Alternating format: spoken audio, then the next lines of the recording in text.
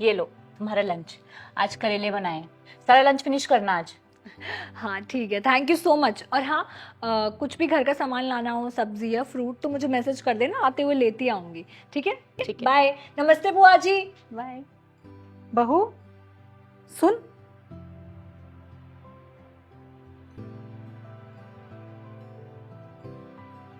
हाँ जी बुआ जी। अरे बड़ी बहू, छोटी बहू तो तुम पे बड़ा हुक्म चलाती है।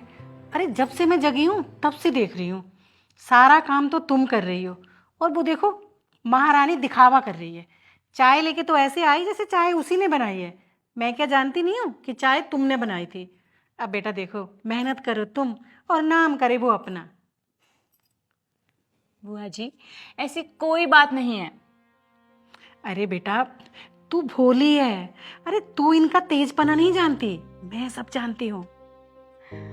बुआ जी आपको रिया का चाय देना दिखाई दे गया, लेकिन ये दिखाई नहीं दिया कि उसने सबके साथ बैठ के जबरदस्ती मुझे चाय भी पिलाई, क्योंकि वो जानती है काम के चक्कर में मैं चाय पीना भूल जाती हूँ और चाय ठंडी हो जाती है।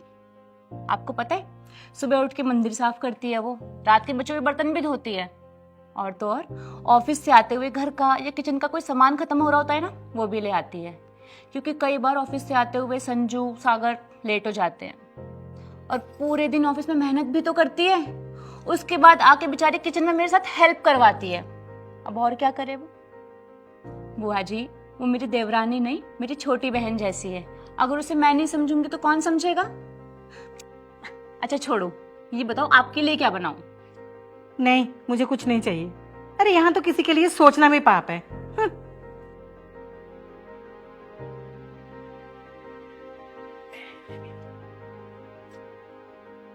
दीदी सामान ले आई सारा जो आपने मंगवाया था, और ये आपके लिए बुक भी लेके आई। अरे ये तो मुझे चाहिए भी थी, थैंक यू। You welcome. मैं अंदर रख के आती हूँ। बहू सुनना एक बार। जी बुआ जी। जी बुआ जी। अरे बहू, तुम इतनी मेहनत करके पैसा कमाती हो और ऐसी किताबों पे बर्बाद करती हो पैसा, वो भी अपनी जेठानी के लिए। तुम पूरा दिन काम करती हो और वो आराम। अरे कहाँ आराम बुआ जी, कोई आराम नहीं करती वो, उनको जबरदस्ती आराम करवाना पड़ता है। सुबह उठती हैं और रात तक लगी रहती हैं, चाय पीने तक का होश नहीं रहता उनको। चाय भी ना उनको इतनी जबरदस्ती बिठा बिठा के पिलानी पड़ती है कि चाय पी लो।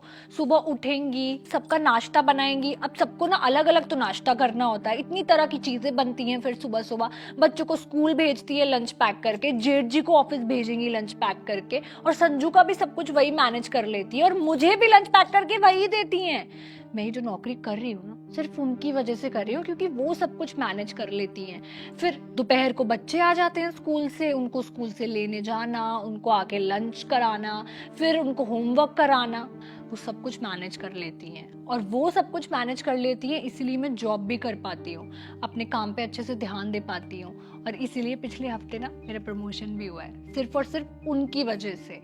और फिर मम्मी पापा जी का ध्यान रखना, उनको कौन से टाइम पे कौन सी दवाई देनी है, खाने में क्या देना है, कितने अच्छे से ध्यान रखती हैं वो उनका। घर पे कोई रिश्तेदार आ जाए, इतने अच्छे से सेवा पानी करती हैं, आज तक एक कंप्लेन नहीं आने दी उन्होंने।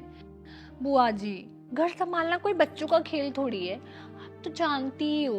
और उनको बस थोड़ा सा पढ़ने का शौक है, तो मैं कभी कभी उनके लिए बुक्स ले आती हूँ। और वो ना मेरी जेठानी नहीं है, वो मेरी बड़ी बहन है।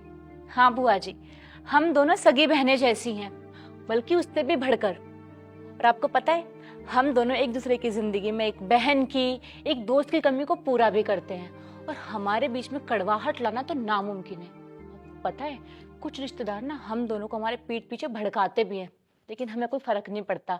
उल्टा हम उनको ऐसे जवाब देते हैं, उनकी बोलती बंद हो जाती है। ठीक करते हैं ना। वो अच्छा, मैं तुम लोगों को बताना भूल गई थी, मुझे सुबह निकलना है। अरे बुआ जी आप तो एक हफ्ते बाद जाने वाली थी। हाँ, घर में कुछ काम है, मैं अपनी पैकिंग कर लेती हूँ।